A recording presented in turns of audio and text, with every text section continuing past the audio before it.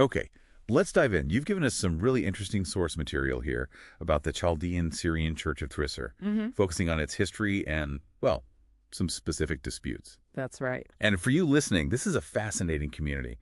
We're talking about an ancient St. Thomas Christian group in Kerala, India. Part of the wider Assyrian Church of the East, their main hub is the Marth Mariam Cathedral in Thrissur. And they use the East Syriac rite, which is quite distinct. It is, yeah. Very rich tradition there. So our goal today, using these sources you provided, is to really understand this patriarch group versus metropolitan group dynamic you asked about.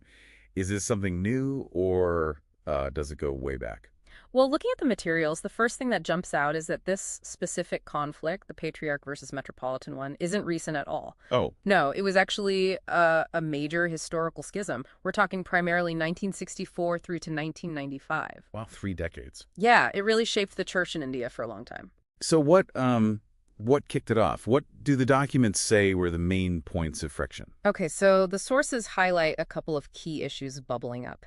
There was definitely some resistance to the traditional hereditary succession for the patriarch in the broader Assyrian church. Right, that system itself. Exactly. But the immediate flashpoint, according to these accounts, was strong opposition in India to the patriarch's move in 1964. Which was?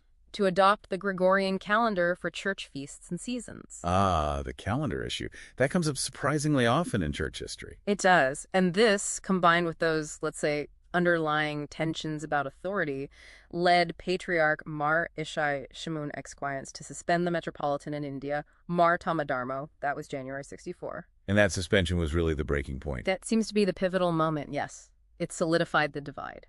So you ended up with 2 clear sides after that 64 suspension. Who were the key players locally? Precisely. You got the group that stuck with the suspended metropolitan, Mar Tamadharmo. They were often called the Metron group, Metron being the local term for metropolitan. Okay. And then the other side, loyal to Patriarch Mar Ishai Shamoun, they became known as the Bawai group, which relates to the patriarch's title. Right. In India, after Mar Tamadharma went overseas, the Metron group's most prominent leader became Mar Abramugan. The patriarchal loyalists, the Bawai group, eventually organized under figures like Mar Timotheus. And it didn't stop there, did it? The Metron group took things further. Yeah, the sources mention they aligned themselves with a whole new separate church structure that formed the ancient Church of the East. They even elected their own patriarch. So a direct challenge. A very direct challenge to the authority of the original patriarchate, yes. And reading through this, it sounds like this wasn't just, theological debates behind closed doors. It got messy. Oh, absolutely, not just internal. The material is pretty clear that the conflict escalated significantly. It spilled right out into the civil arena. Meaning court cases. Yes, legal battles over church properties. Even control of key places like the Marth Mariam Cathedral itself was contested in court. That really shows how deep the division ran, affecting the community's actual assets and spaces. Definitely highlights the real-world, tangible impact. So, decades of this division, court fights. How on earth did they manage to come back together? Well, it wasn't quick. The sources describe a long process, but efforts eventually bore fruit with a formal unification agreement. That was signed in November 1995. Under a new patriarch by then. Yes, Patriarch Mar Dinkat IV. And what's really interesting and probably crucial for the healing were the concessions made.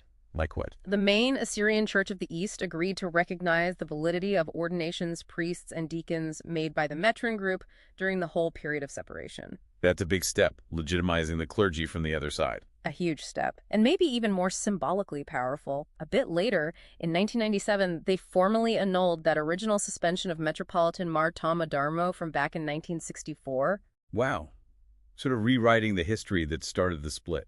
In a way, yes. Acknowledging the past to move forward. Those were really vital acts for reconciliation. Okay, so fast forward to today, based on this material. Is that old patriarch versus metropolitan fault line still active in Thrissur? Based purely on the sources we have here, the answer seems to be no.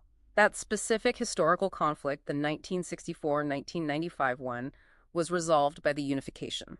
So the church there is unified now? Yes, the Chaldean Syrian church in Thrissur is unified. The current metropolitan, Mar Agin Kyriakose, is fully in communion with the current patriarch, Mar Awawit III. And didn't the Patriarch visit recently? He did, yeah. Patriarch Mar Awa III visited India in 2023, which reinforces that sense of restored communion. The documents you shared don't point to any new major split along those old lines since 95. Okay, so let's connect this back for you, the listener. This whole story, it's quite a powerful case study, isn't it? It really is. It shows these ancient churches trying to balance, global leadership with their own local identity and needs.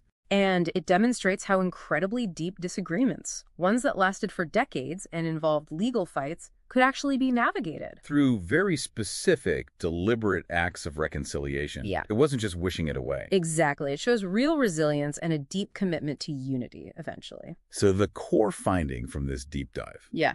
that Patriarch group versus metropolitan group dynamic in Thrisser, refers to a specific, very significant historical conflict, roughly 1964 to 1995. Which was ultimately resolved through a comprehensive unification process, a period of, well, healing. Definitely. And reflecting on this whole story, it does make you think, doesn't it? About any large organization, really, that has both a strong central authority and vital regional branches.